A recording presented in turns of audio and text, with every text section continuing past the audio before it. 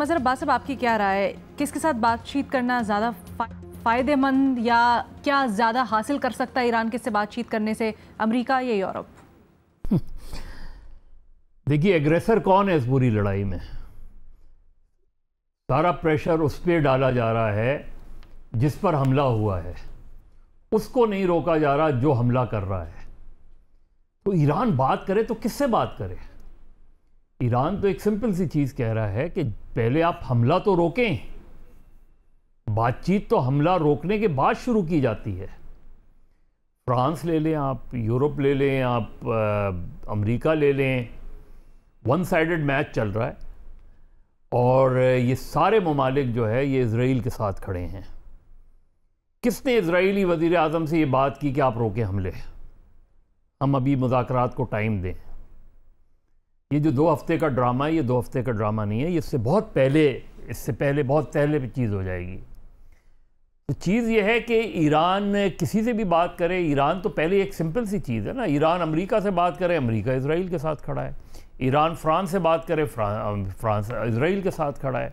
और फ्रांस समेत जितने भी यूरोपियन ममालिक हैं, आप G7 की रेजोल्यूशन देख लें, तो कोई भी, यानी ये दुनिया का जो एक आप न्यू वर्ल्ड ऑर्डर देख लें, उसमें एग्रेसर के साथ वो सारी सिविलाइज सोसाइटीज़ खड़ी हैं कि जिस पर हमला किया जा रहा है। किसने रोका? क्या यूरोप इजराइल को रोक सका गज़ा में जेनोसाइड से?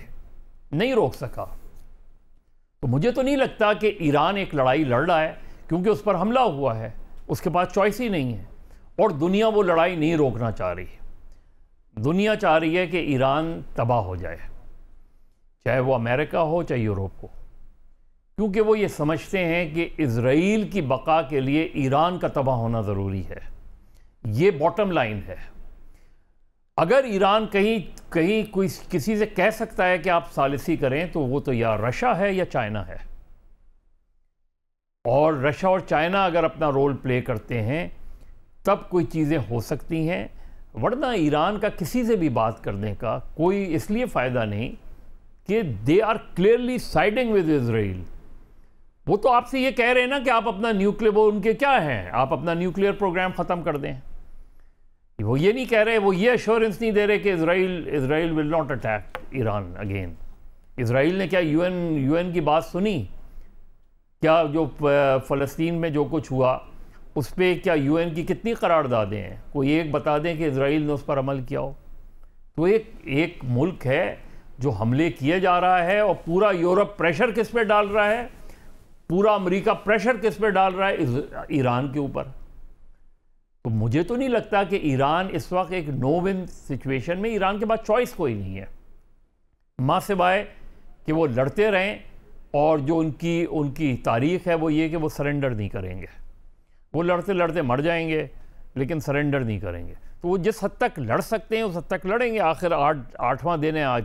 उसमें इम्पॉर्टेंट ये है कि पाकिस्तान क्या रोल प्ले कर सकता है इसमें। जाहिर है पाकिस्तान को इजराइल तो नहीं, पाकिस्तान इजराइल से तो नहीं कह सकता कि इजराइल अब मुझे नहीं पता कि जो डोनाल्ड ट्रंप और फील्ड मार्शल आसिम मुनीर की गुफ्तगू हुई है उसमें किस हद तक पाकिस्तान ने क्या चीज़ ऑफ़र की है। कल मार्को रूबियो और वज़ीर आज़म के यहाँ पाकिस्तान की भी बात हुई है। हाँ, तो असल चीज़ यही है। असल चीज़ इम्पॉर्टेंट बात यह है कि दुनिया को, और जिस तरह रशिया भी कह रहा है कि इजराइल को रोका जाए। बट सर, आपने चीन और रशिया की बात की, वो किरदार अदा कर सकते हैं और उनकी ईरान को उनके साथ बात भी करनी चाहिए, बट वो उस तरह के पावर एंजॉय करते हैं इसराइल के साथ, या इसराइल उनकी बात मानेगा? नहीं, तो वो अमेरिका और देखे ना, चीज़ ये है कि अमेरिका और यूरोप बज़ाहिर तो मैं वैसी वर्ड यूज़ कर रहा हूँ, they are clearly siding with Israel.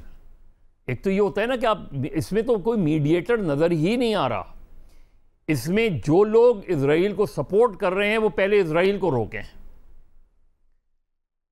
Donald Trump पहले इजराइल से कहें कि आप इस वक्त हमले ना करें। सर, वो तो कह रहे हैं ना कि इसराइल को सीज फायर करने का नहीं कह सकते क्योंकि वो इस वक्त जीत रहे हैं।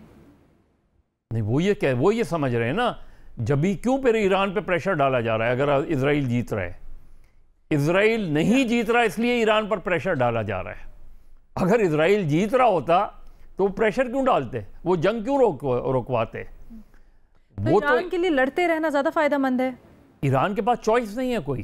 ठीक है, ईरान के पास इसके अलावा कोई चॉइस नहीं है अनटिल अनलेस अमेरिका और यूरोप इजराइल को पहले रोकें, फिर अपना प्रेशर एक्सर्ट करें इसके ऊपर, ईरान के ऊपर, कि जी अब आप करें, इजराइल अब के तरफ से अब कोई हमला नहीं होगा, लेकिन आप नेगोशिएशंस करें। ईरान तो नेगोशिएशंस में था, ईरान की और अमेरिका की तो बातचीत होने वाली थी। सही है। तो इतवार से पहले जिसने हमला किया, क्या अमेरिका ने इजराइल को कंडेम किया कि उसने नेगोशिएशन सबोटाज की?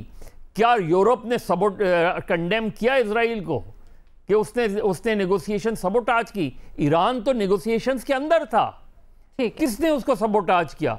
तो जिसने सबोटाज किया उस पर कोई प्रेशर नहीं डाला जा रहा, जिस पर अटैक हुआ उस पर सारा प्रेशर डाला जा रहा है, इसलिए ये इनजस्टिस है विद ईरान। ठीक है।